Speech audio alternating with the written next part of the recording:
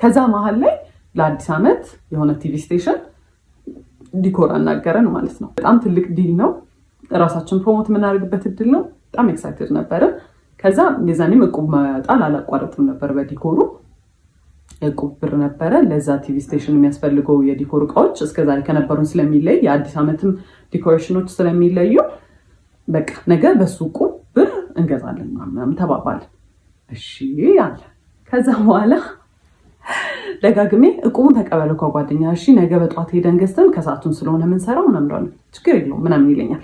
ከዛ አልረሳኸውም አይደለ ችግር የለውም ምናምን ይለኛል። ከዛ ደረሰ ቀኑ ሲደርስ እሺ ተቀበልከው ስለው አይ አልተቀበልኩትም አለ። እና በምን ልገዛ ነው? በምን ሊሰራ ነው ታዲያ አልኩት። እንበደራለን አለ። ለምንድን ነው የምንበደረው? የራሳችን ብር አለ እሱን መቀበል ይቻላል ለምን እንበደራለን አልኩት።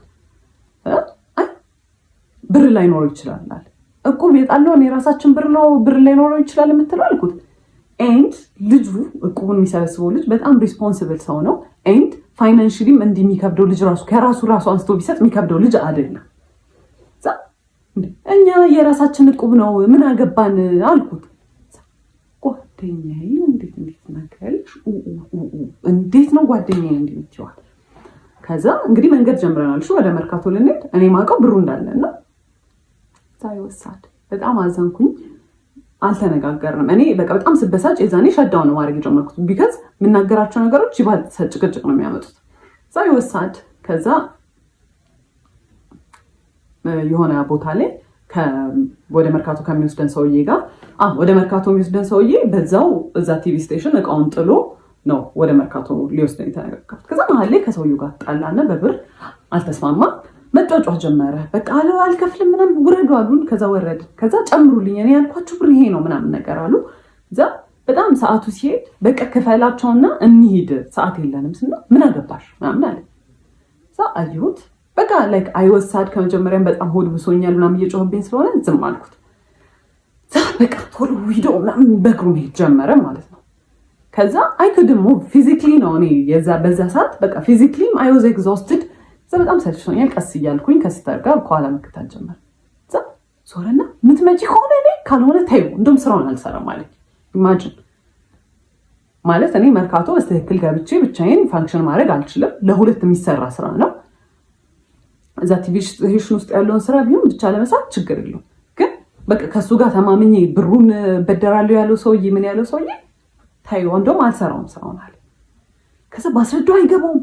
እንደውም እየባሰበት ይሄ ሳቲስፋክሽን ያገኛል። ከሰው ጋር እየተጨቃጨቀ ሰው እየተናደረ በመጣ ቁጥር እሱ የሆነ የሚያገኘው ጌን የሚያደርገው ነገር አለ። እንዴት እንደሚሰራ ባላውቅም ከዛ ብለው ምንም ነገር አልገባው ሲል ላይክ ሊትራሊ ይሄ ሜንታል ብሬክዳውን ስልክ ይዤ ነበረ ምናምን ወረወርኩት።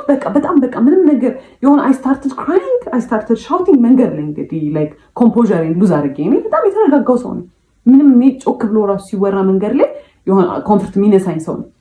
ከዛ ሰው ቢያየኝ ምን ቢለኝ ምንም አልመሰለኝም። ከዛ በጣም ኃይለኛ ጸብ ማለት ነው። እሱ ፊድ ያደርጋል ውስጡ የሆነ በጣም ደስታ የሚያገኝበት ነገር አለ። እነዛን ነገሮች እያደረገ አክቹሊ የሆነ ሳቲስፋክሽን ያገኛል። ሴዲስት ምናምን ይሆናል ያላቅም ብቻ። ከዛ በኋላ እንደዛ ኡኡሰል ታለቅስ ምን ስል he was laughing he was actually በጣም ደስተኛ ማለት ነው። ከዛ በቃ እኔም ስራውን አልፈልግም ምን አገባኝ እኔ እሱን ካልሰራ ብቻዬን ሄጄ አልሰራም። ቢካዝ እሱ ነው አብዛኛውን ብሩን የሚያመጣው እሱ ነው። መርካቶ ገብተንም የሚገዛበትን ቦታ የሚያውቀው እሱ ነው ምናምን ነገር።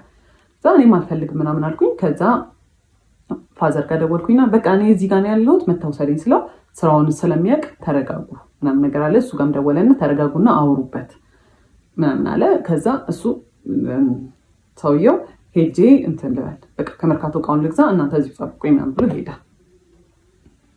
ከዛ እንደምንም አለፈ ያ ስራ ብቻ። ከዛ እኔ የዛኔ ወሰንኩኝ እኔ ከእንደዚህ አይነት ሰው ጋር መቼም አልኖርም። በቃ እኔ አልኖርም አልኩኝ። በዓል ነበር ብያቸዋለሁ። ዲኮሩ እንደምን ተሰራ አለቀ ምናምን ቤት ገባሁኝ። I was crying for this because በቃ በጣም hurtful ነገር ነው። እናንተ ቫልዩ የምታደርጉት ሰው በእናንተ ንዴት በእናንተ እንትን የሆነ እሱ ሳቲስፋክሽን ሲያገኝ I was crying በቃ ማለት ስንት ቀን በዓሉ በዓል አይደለም ለእኔ ማለት ነው። አልተደዋወልንም፣ ቴክስት አልተደራረግንም ምናምን ነገር። ከዛ